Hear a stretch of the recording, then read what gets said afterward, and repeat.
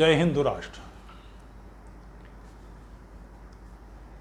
तबलीगी जमात की अम्मा यानी देवबंदी पलटन, और ईमानदारी की बात है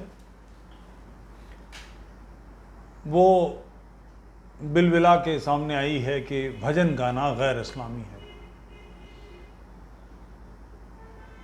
जिन लोगों ने ये स्टार्ट की थी उनके बारे में पहले भी कई बार मौलाना कासिम ननौतवी, रशीद अहमद गंगोही, ये दोनों उस्ताद शागिर्द थे। बल्कि उस्ताद शागिर्द कहाँ थे, शौहर और बीवी थे, खसम थे उसके, रशीद अहमद गंगोही।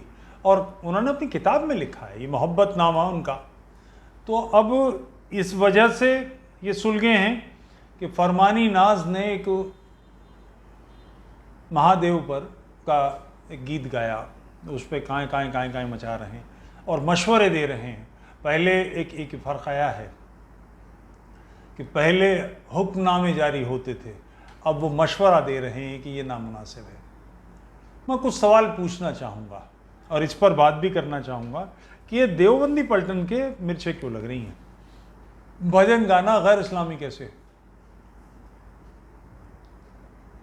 मूल मुद्दा क्या है, इस पर थोड़ी सी बात करना चाहूँगा। एक तो प्रश्न ये कि मोहम्मद रफ़ी साहब ने एक बहुत मशहूर भजन है उनका, मन तरपत हरि दर्शन को आज, ये गैर इस्लामी है कि नहीं? बड़ी देर भई नंदलाला, ये कुफ्र है कि नहीं? अब मेरी विनती सुनो भगवान, उनके आवाज़ में जो दर्द है, ये दर्द मुशरिक है कि नहीं, शिरक है कि नहीं? रफ़ी साहब का जब देहांत हुआ, लोग कहते हैं कि 1 लाख से अधिक लोग उनके जनाजे में थे जिन्होंने नमाज जनाजा पढ़ी। तो ये तो शिरक किया उन्होंने, काफिरों से पैसे कमाए कुफ्र करके। तो जिन्होंने नमाज पढ़ी वो सारी की सारी हराम में गई देवबंदी के हिसाब से। मेरे हिसाब से तो वो श्रेष्ठतम अच्छे लोग थे, भले लोग थे, प्यारे लोग थे, मगर देवबंदियों को मिर्चें लग रही हैं। फिर 2 समय ऐसे आए हैं भारत में कि जिस समय ये टीवी सीरियल चलते थे तो सड़कें सूनी होती थी। एक रामायण के समय, एक महाभारत के समय। रामायण देखने के समय, महाभारत देखने के समय लोग ऐसा बताते हैं, मैं तो उनमें से नहीं हूँ, लोग नहा धो के अगरबत्ती जला के बैठते थे देखने के लिए। महाभारत इतनी खूबसूरत लिखी गई है, और एक ऐसा कैरेक्टर जो महाभारत में नहीं है, एक ऐसा चरित्र सोचा गया, मैं समय हूं। और वो एक पात्र जो महाभारत की कहानी कह रहा है, ये किसने लिखा था? राही मासूम रजा, बहुत जबरदस्त लेखक। पुनर्लेखन करना, और वो भी इपिक्स का, ऐसे जो बड़े काव्य हैं, सरल काम नहीं है। जैसे रामायण पर जो काम है, देखिए बात करते करते ध्यान से नाम निकल गया, महाभारत और रामायण। 1 सेकंड, सामने से महाभारत रखी है 7-8 खंड में, लेखक का नाम बता दी, ऊपर मोट नरेंद्र कोहली, सामने भी आ गई पुस्तक, 10 खंडों में है। रामायण पर उनका काम है, अद्भुत काम है। इन कामों को करना सरल नहीं है, चूंकि बहुत बड़ी लेखा व्यास खींच गए, वाल्मीकि खींच गए, तुलसीदास खींच गए। इनके पैरेलल अपनी रेखा बनानी और एक ऐसे माध्यम का उपयोग, महाभारत जो बनाया, लिखा, रामायण लिखी, इनके पैरेलल कोई रेखा खींचना मजाक नहीं है। वाल्मीकि जिस काम को कर गए, तुलसीदास जिस काम को कर गए, व्यास जिस काम को कर गए, उसके पैरेलल कोई रेखा बनाना कितना मुश्किल काम है। मीलों लंबी रेखा पहले ही खींची हुई है, इसके बगल में कोई लाइन खींचना कितना मुश्किल काम है। राही मासूम रजा साहब ने ही काम कराया। जिस समय महाभारत सीरियल चलता था, सड़कें बिल्कुल सूनी रहती थी, कोई नहीं, हिंदुओं की छोड़ दिए, मुसलमान भी उसको देखते थे। बाद में चाहे उल्टी सीधी बोले, कच्ची पक्की बोले, फालतू बातें करें, मगर उस समय आनंद सब लेते थे। तो राही मासूम रजा काफिर हैं कि नहीं? उन्हें मुशरिक माना जाए कि नहीं? उन्होंने शिर्क किया, ईमान से खारिज होंगे कि नहीं? और इसका देवबंदी भी नहीं कर सकते, क्योंकि राही मासूम रजा शिया थे, बड़े पक्के किस्म के शिया। मौलाना जब्बाद, कल्बे जब्बाद, कल्बे अली, कल्बे फलाने ढमाके, इनका काम है वो ये करने का। तो कुल मिलाकर बात यह है कि अपनी परंपरा के बारे में जो श्रेष्ठ काम हो रहा है, क्योंकि राही मासूम रजा साहब के पूर्वज, फरमानी नाज के पूर्वज 4 पीढ़ी पहले, 6 पीढ़ी पहले, 7 पीढ़ी पहले, कोई औरंगज़ेब के काल में, जितने हरामजादे हमलावर थे औरंगज़ेब के काल में, किसी ने शाहजहाँ के काल में, किसी ने जहांगीर के काल में, किसी ने गुलाम वंश के समय में या खिलजियों के समय कहीं धर्म परिवर्तन किया होगा। हैं तो सब इसी मट्टी की औलाद। फरमानी नाज के 7 पीढ़ी पहले के दादा और मेरे दादा सगे भाई हो सकते हैं। उसकी धमनियों में भी वही रक्त बह रहा है, डीएनए हमारा सबका एक है। इस आरएनए को किसने चेंज किया? इनके बुद्धि को बदलाव किसने किया? फरमानी नाज के बदलाव नहीं हुआ, उसके भाई ने बड़े जोरदार ढंग से प्रोटेक्ट किया है उसको। फरमान नाम है उस लड़के का, दहाड़ मारी है बिल्कुल। देवबंदी मुल्ला क्यों तिल मिला रहे हैं? यही तो हैं जो आरएनए की चाबी भरते हैं, जो चाहते हैं कि आप इस देश में अरबी गुलाम बन जाएं, अपना इस धरती से नाता तोड़ लें, अपने पांव तराश लें। वो ऐसा क्यों करना चाहते हैं? कि उनके दिमाग में एक सोच है, एक ख्याल है कि ये जो कुछ हो रहा है ये सब कुफ्र है। भाई, इसका आधार क्या है कि ये कुफ्र है? आप इसे क्यों कुफ्र कहते हैं? क्योंकि सऊदी अरब में आज से 1500 वर्ष पहले मोहम्मद नाम के एक व्यक्ति ने कैरेक्टर, क्योंकि इस पर अब बहुत सारी बातें उभर कर आ रही हैं कि ये कैरेक्टर इस शक्ल में जैसा आता है ये ऐसा नहीं था। ये सच वाला जैसे लोगों ने बहुत सारी इस पर बातें की हैं। आज़ाद ग्राउंड और समीर हैं, अपर स्टेट इमाम हैं, साहिल हैं, वगैरह वगैरह, उन लोगों ने बहुत सारी बातें की हैं। ये बहुत कुछ बदलाव है इसके अंदर। ये चरित्र उस प्रकार का नहीं है जैसा बनाया जा रहा है। तो जो भी 1500 साल पहले तय किया कि ये कुफ्र है, यानी एक पर्टिकुलर आइडियोलॉजी, इस खाने से में जो कुछ फिट है वही सच है। आसमान देखना है तो इसी खिड़की से देखिए। ये कैसे चल सकता है? चमन में इख्तिलाते रंगो-बू से बात बनती है। तुम ही तुम हो तो क्या तुम हो, हम ही हम हैं तो क्या हम हैं।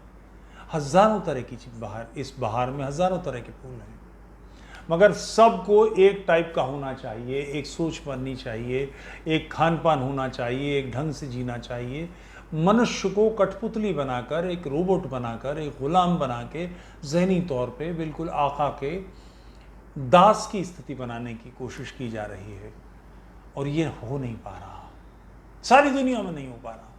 बल्कि अब तो उस जगह जहां आज से पहले ये था कि आप नॉन मुस्लिम जा नहीं सकते थे, मक्का जद्दा में है, मक्का जद्दा में है, जद्दा में कॉन्सर्ट हुए हैं और बड़े पैमाने पर लाखों अरबों ने उसमें शिरकत की, सम्मिलित हुए। देवबंद के ये कासिम ननौतवी के और रशीद अहमद गंगोही, इन शौहर और बीवी के जो औलादें हैं, शागिर्द हैं, सब तिल मिला रहे थे कि मक्का मोहम्मद की जो भूमि है, उस भूमि में इतना बदलाव कैसे हो रहा है। औरत तो पर्दे की चीज़ है। मैं एक शेर अगर मुझे मिल गया आज सुनाना चाहूँगा आपको। बहुत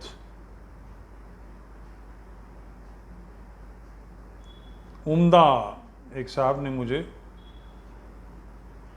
मैंने डिलीट ना कर दिया हो, उन्होंने मुझे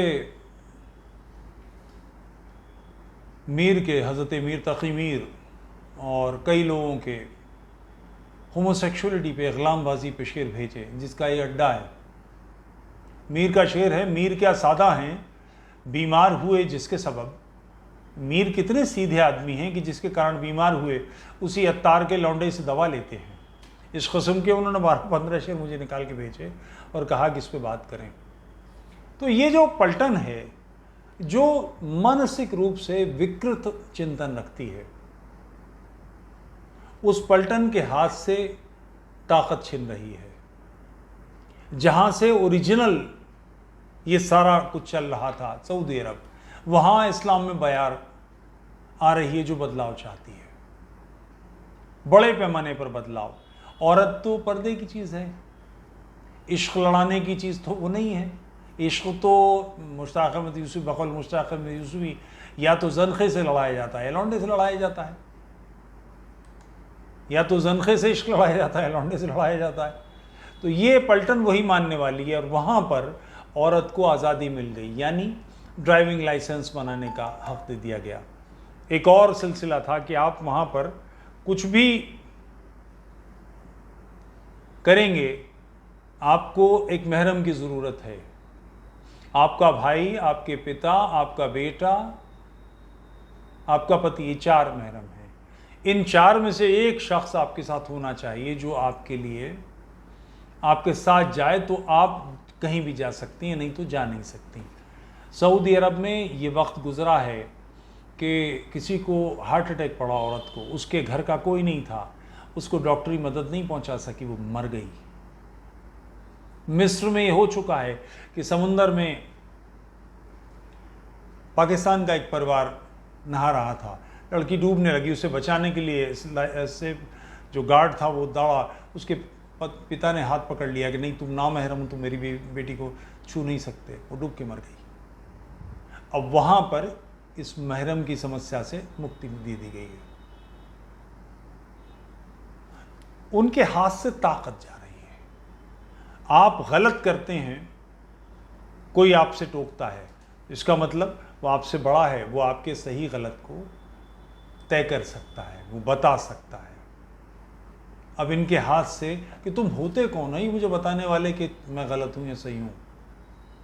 तुम्हारा मशवरा, तुम्हारी राय, तुम्हें क्या हक पहुंचता है कि तुम मुझे बताओ कि तुम्हारा मशवरा क्या है, तुम्हारी राय क्या है। ये आवाज़ें उठने लगी हैं। सोशल मीडिया के ज़माने में ये फ़र्क आया है। इस सिलसिले से तिल मिला रहे हैं, बेचैन हो रहे हैं। वो दिन भी आएगा कि इसी देवबंदी पलटन में से लोग खड़े हो जाएंगे, उस्तादों की हरामकारियों से, उनकी ऐबदारियों से, उनकी बदकारियों से, उनकी मक्कारियों को चुनौती देंगे। साहिल के चैनल पर जाकर देखिए, कई वीडियोस हैं उसमें, बच्चों के साथ जैसा अन्याय करते हैं। और ये तकरीबन सिलेबस का हिस्सा है, कोर्स का हिस्सा है, ये होना ही है। परिवार के लोगों को जो अपने बच्चों को वहाँ पढ़ने के लिए भेजते हैं, उन्हें भी मालूम है। कारण क्या है? ये मान्यता है कि जो शख्स कुरान को अज़बर कर लेता है, कंठस्थ कर लेता है, हाफिज़ कुरान बन जाता है, जिसे कुरान पूरी याद हो जाती है, याद होने का मतलब कुरान समझना नहीं है, वो उसकी आवाज़ की क़िरात कर सकता है, तो वो अपनी 3 या 5 पीढ़ी के लोगों को जन्नत ले जाता है। ये मानसिकता लोगों को अपने बच्चों को कुर्बान करने के लिए, इनकी अय्याशियों का हिस्सा बनने के लिए उकसाती है, मजबूर करती है। ये सोच भी नहीं सकते कि कोई मुसलमान लड़की भगवान शंकर के भजन गा सकती है। इस बात से इन्हें एतराज़ है। रफ़ी साहब के ज़माने में सोशल मीडिया नहीं था, नहीं तो उस वक़्त भी टाँय टाँय की होती है उन्होंने, कम वक्तों ने हर चीज़ की डूज और डोंट्स अपने हाथ में रखना चाहते हैं। फतवा जो किताब है उसको पढ़िए, मज़ा आ जाएगा। अरुण शौरी साहब की किताब है, मोटी किताब है। और इन्हीं मौलवी किफ़ायतुल्लाह और बरेलवी के और देवबंदियों के, इनके सब के फतवे कैसे कैसे बेहुदा फतवे हैं, आप कल्पना नहीं कर सकते कैसी मानसिकता है। और उसका कारण इनके सिलेबस हैं कि कोई शख्स एक्स, ज़ैद नाम देते हैं वो लोग नॉर्मली, एक्स समझ लीजिए, अगर किसी बकरी के साथ सेक्स करता है तो उस बकरी की कुर्बानी जायज़ है कि नहीं? किसी हिंदू की खोपड़ी में ये सवाल नहीं आएगा, वो सोचेगा भी नहीं ऐसी बेहुदा बात। अगर वो बकरी हामिला है तो उसके बच्चे की कुर्बानी जायज़ है कि नहीं, उसका गोश्त खाया जा सकता है कि नहीं, उसके साथ क्या होना चाहिए। इतने बेहुदे सवाल दिमाग में कैसे आते हैं कि देवबंद के कोर्स में ये सब पढ़ाया जाता है कि आपके डूज और डोंट्स के, नाली का पानी पाक है कि नहीं, उससे वुज़ू किया जा सकता है कि नहीं, जिस कुएं के पानी से किसी काफिर ने गुस्ल किया हो उस पानी से वुज़ू कर सकते हैं कि नहीं, जिस पानी में कोई जानवर गिर के मर गया हो उस पानी का क्या इस्तेमाल है। इस किस्म के ऐसे हज़ारों लाखों फतवे भरे पड़े हैं, मगर वो ताकत और हाथ से जा रही है, अब लोग सुन नहीं रहे हैं। और उसका कारण सोशल मीडिया इसके लिए जिम्मेदार है कि बड़े पैमाने पर लोग ये महसूस कर रहे हैं कि इन्होंने हमारी ज़िंदगी, हमारी सांसों पर नकेल डाल रखी है। ये जिधर मर्जी चाहते हैं हमें घुमाते हैं और हम पशुओं की तरह अपनी गर्दन मोड़ते हैं। ये दाएं ले जाना चाहते हैं दाएं ले जाते हैं, बाएं ले जाना चाहते हैं बाएं ले जाते हैं। और इस सब की जड़ में अगर जो मर्जी आए फतवा ले लीजिए, कुछ पैसे खर्च करने होंगे, जैसा मर्जी आए फतवा ले लीजिए, इसकी जड़ में इनके बिजनेस हैं बड़े बड़े मोटे पैसे। बरेलवियत जिसको कहते हैं, देखिए ज़रा किस कदर उन लोगों ने पैसा कमाया है। बैतें होती हैं, सलाम होते हैं, कव्वालियाँ हो रही हैं, नज़रें पेश की जा रही हैं, सरकार और उनकी ग़ुलाम और ये और वो सारी चीज़ें। नई पीढ़ी अब इससे बच रही है, इसलिए ये तिलमिलाहट है, ये सारी बेचैनी है। भगवान शंकर की उपासना का भजन किसी के लिए बुरा हो सकता है, किसी के लिए भला हो सकता है। कुफ्र के हिसाब से, ईमान के हिसाब से काफिर कुफ्र है, ये शिर्क है, बिल्कुल ठीक बात है। मगर ईमान की इस कसौटी को तो अब सऊदी अरब ही नकार रहा है। मौलाना देवबंद को कितनी देर बचा लोगे? कहां तक तुम्हारे बस में आएगा ये? सऊदी अरब का शहजादा, एक ज़माना था कि उन्होंने दुनिया भर में मदरसे बनाने के लिए पैसे बांटे थे, अब हाथ खींच रहे हैं। इनके पैसे के बगैर आपके अय्याशियों के अड्डे मदरसे कितने दिन चलेंगे? बहुत ज़रूरी चीज़ है कि आप इस बात को समझ जाएं कि बदलाव की एक सुनामी चल रही है। एक वो अफ्रीकी मुल्ला है ना, शायद कनाडा का है या अमेरिका का, उसने कहा है कि सुनामी आ रही है दीन छोड़ने वालों की, अपोस्टेसी की, मुर्तद होने की, दीन छोड़ने वालों की बाढ़ आ रही है। इसको ठीक करना है तो कुरान की तरफ लौटो, कुरान को पढ़ो। मज़ेदार बात यह है कि कुरान पढ़ गई तो सारी ये आ रही है। जिसने कुरान समझ ली, पढ़ ली, याद करना नहीं, अज़बर करना नहीं, कुरान की आयतों को जो समझ लेगा एक बार बिना किसी व्याख्या के, सिर्फ कुरान पढ़ना ही है, आप उसमें एक अजीब चीज़ पाएंगे कि कोई तारतम्य नहीं है, किसी चैप्टर में तारतम्य नहीं है कि वो क्या कहना चाहता है। कहीं टिंडे की बात है तो एकदम से कपड़े प्रेस नहीं हुए तो फिर साइकिल का पंक्चर, तो आप पाएंगे झाड़ू नहीं लगी। ये क्या है भाई? कौन सा तरीका है? कोई बात तारतम्यपूर्ण नहीं है। दूसरे, इसमें कोई भी बात प्रत्यक्ष नहीं है, ये भी एक समस्या है।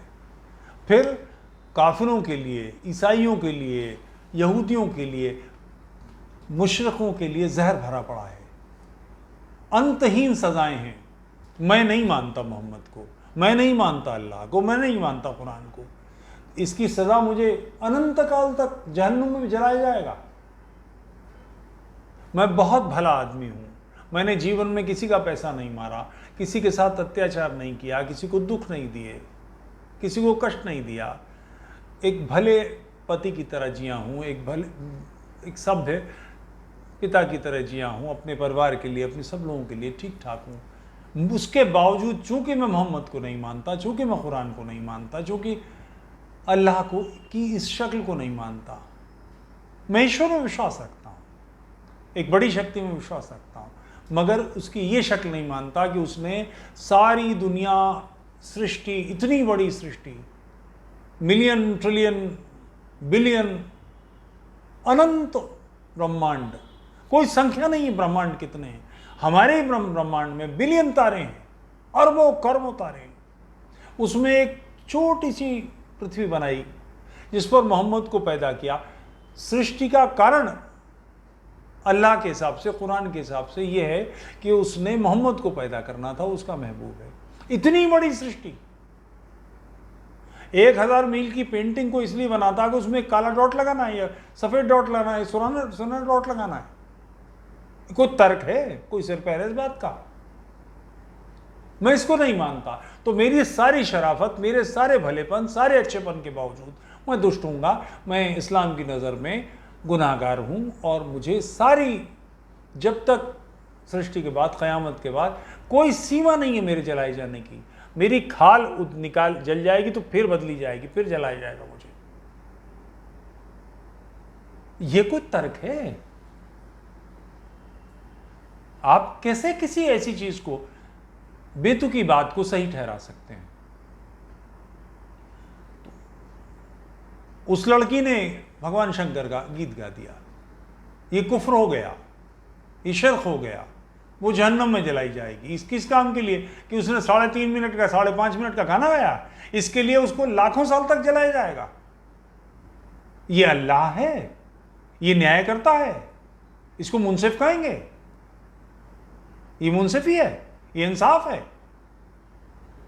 कोई किसी भी कार्य के लिए तुलनात्मक ही तो दंड होगा कि मैंने बुरा किया तो इसके कारण मुझे ये सजा मिली, ये अंतहीन सजा। ये अल्लाह मियाँ है जन्नत का, जहन्नुम का दरोगा, लोगों की खालें बदलेगा और जलाएगा और उनको तकलीफ देगा और उन्हें डराएगा और फलाने काम करेगा। और कैसा जन्नत और कैसे जहन्नम, इसके लिए अंडरस्टैंडिंग मोहम्मद पढ़िए, आपको समझ मजा आएगा। अली सीना साहब की किताब को पढ़िए, जो इतनी छोटी छोटी अजीब अजीब बातें करता है,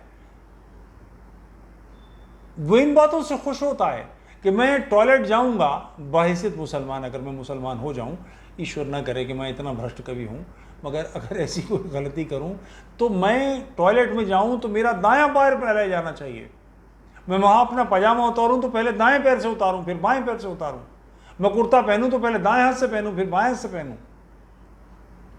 वुजू करूं तो सबसे पहले नाक में, चूंकि सारी रात शैतान नाक में रहता है, मैं नाक को साफ करूं।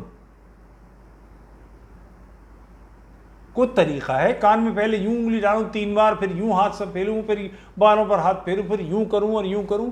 ये नहीं करूं तो मैं जहन्नम में हो जाऊंगा। अच्छा, और जहां वुजू करने के लिए पानी नहीं, वहां क्या, वहां तयम्मुम है। वो क्या होता है कि मट्टी के ढेले से अपनी तशरीफ साफ कर लीजिए। कैसे साफ होगी तशरीफ? करके देखे कोई, फिर मुझे बताए। अजीबो गरीब दुनिया, ऐसी बातें जिनका कोई सिर न पैर, कोई तुलनात्मक कोई बात तो हो, कन्विंसिंग तो हो, लॉजिकल तो हो, तार्किक तो हो। कुछ भी ऐसा नहीं है, फिर भी आप पीछे पड़े हुए हैं। उसका कारण वही है कि आपके हाथ से वो बागडोर, जो कौम की नकेल आपके हाथ में थी, और उसके लिए जिम्मेदार आप हैं। आज से 30 साल पहले, 40 साल पहले हदीसें नहीं थी, सीरत नहीं थी। आप क्या कह रहे हैं, क्यों कह रहे हैं, लोगों को नहीं पता था। अब सब कुछ आपने इंटरनेट पर डाल दिया है। अब हम जैसा कोई आदमी, साहिल जैसा कोई आदमी, सचिवालय जैसा कोई आदमी किसी बात पर कोई तनकीद करता है तो आप रोक भी नहीं सकते, चूँकि आपने खुद डाला हुआ है कि इसका ये मानी है, ये हदीसें सही हैं, ये परफेक्ट हैं, ये फलानी हैं, सबके सामने हैं। अब इससे कैसे जान छुड़ाएंगे, कैसे बचेंगे, कैसे क्या करेंगे, ये तो सामने आपकी मजबूरी है। आपने अपनी समझ से जिसे परफेक्ट ज़िंदगी कहते हैं वो सारी दुनिया के सामने परस दी। अब ये परफेक्ट ज़िंदगी के सारे जलवे निकल कर आ रहे हैं। मैं सोचता हूँ रशीद अहमद गंगोही साहब को, जिन्होंने देवबंद बनाया, कासिम ननौतवी जो उनकी माशूक थे, उनके शागिर्द थे। भारतीय परंपरा में शिष्य बेटा होता है। वो उस्ताद अपने उस शागिर्द की शौहर बन गए, पति बन गए, और बाकायदा उन्होंने लिखा है और किस सलीके से किताब में ये सब जिक्र किया है। जो कुछ अनाचार वहां हो रहा है, उस अनाचार का कारण वो बीज है, उस बीज के कारण ये सारी चीजें हैं। तो उन्होंने तय किया, एक लाइफस्टाइल बनाया, बैल के दोनों तरफ कनौतियां लगा दी कि वो सीधा देखेगा, दाएं बाएं नहीं देखेगा। ऊपर से उसकी नाथ दिया उसे, और पीछे एक लगाम। अब मजबूरी है कि आपने उस लगाम को खोल दिया, खुद ही कर दिया। सब कुछ कागज पे लिख दिया, सब कुछ इंटरनेट पे डाल दिया, लोगों ने हिनहिना के तोड़ दिया, कोनाती फेंक दी। अब आप चाहते हैं कि दाएं बाएं वो आपके हिसाब से देखें, वो नहीं देख रहे, बल्कि वो आपके जुए में चलने को तैयार नहीं, जुतने को तैयार नहीं, कुलांचे भर रहे हैं। इसलिए सारा मसला है। फरमानी नाज जिंदाबाद बेटा, बढ़िया काम किया। फरमान बहन के प्रोटेक्टर बनकर सामने आए हो, बहुत अच्छी बात है। ये देश तुम्हारे साथ है, ये राष्ट्र तुम्हारे साथ है। गलत बातों से दबो मत, किसी सूरत उनके सामने ताल ठोक के डटे रहो। भारत में किसी फतवे का राज नहीं चलता, किसी मदरसे का हुक्म नहीं चलता। यहाँ पर कानून का शासन है। इस कानून के हाथ को मजबूत रखो। दिक्कत होती है, सीधे थाने जाओ और वहाँ रिपोर्ट कराओ कि हमें धमका रहे हैं, हमें ये हमारे साथ ही बदतमीजी कर रहे हैं। राज्य सपोर्ट देगा, राष्ट्र सपोर्ट दे रहा है। इन बेहूदगियों से जूझना पड़ेगा, तभी कल आपके बच्चों का, हमारा, आपका भविष्य सुखद होगा। हम अच्छी ज़िंदगी जी पाएंगे। क्योंकि ये इनका बस चले तो ये तो दीन इलाही का बेड़ा ही लिए घूमते रहेंगे। इनका बस चले तो ये तालिबान का अफ़गानिस्तान लाना चाहते हैं। ध्यान है किसी को? आप सबको होगा। अफ़गानी तालिबान बेसिकली देवबंद की औलाद हैं, उनके ही बगल बच्चे हैं। आईसिस, दाइश, बोको हराम, ये सारे के सारे इसी पलटन के हिस्से हैं। इनको तार्किक चुनौती देना, इसी से ये डूबेंगे, इनको दबोचा जाएगा। इनके सामने ताल ठोकिए और इनकी कसौटी पर, कि आप किस कसौटी पर बात करते हैं, हम उसे मानते ही नहीं। आपके हिसाब से काफिर होंगे, हो जाएं। हम आपके पास चंदा लेने नहीं आ रहे, अपने गाने की रॉयल्टी लेने नहीं आ रहे, आपसे ये नहीं कह रहे कि हमारे साथ खड़ो होकर हारमोनियम तबला बजाओ, जो मर्जी आए हमारी जिएंगे। ये आज़ाद भारत है, यहाँ कानून का शासन है।